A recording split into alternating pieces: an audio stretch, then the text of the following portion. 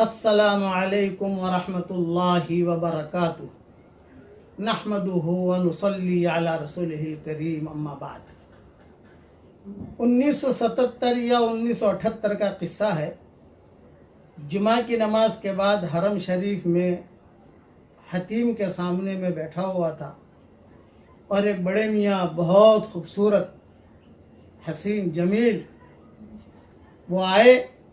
انہوں نے آ کر کہا بیٹا آپ کو ایک ہدیہ دیتا ہوں۔ میں نے کہا دیجئے۔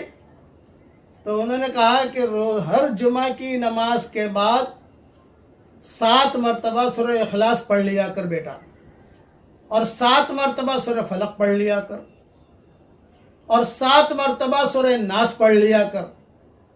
تو اگلی جمعہ تک اللہ تعالیٰ ہر برائی سے، ہر بری خبر سے، ایکسیڈنٹ سے، مکروہ سے، بری بیماریوں سے اللہ تعالیٰ تیری حفاظت کرے گا۔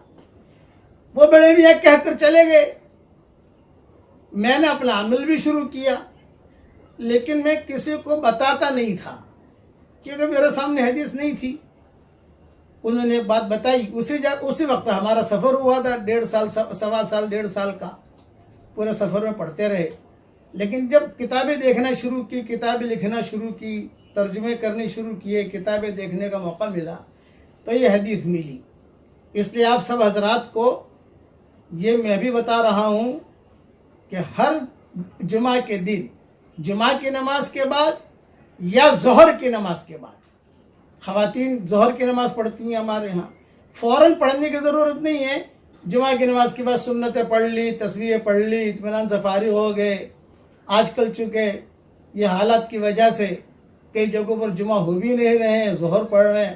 شرط ہے اس میں جمعہ کا ہونا شرط ہے۔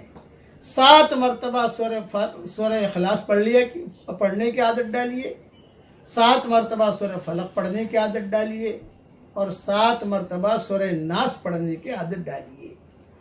اس کا وقت، بہترین وقت تو یہ ہے کہ بھی سنتوں کے بعد، نفلوں کے بعد پڑھ لیں، لیکن بعض مرتبہ بھول جاتے ہیں تو بھی کوئی حرج کی بات نہیں، چلو عصر تک پورا کر لو جمعہ کے دن۔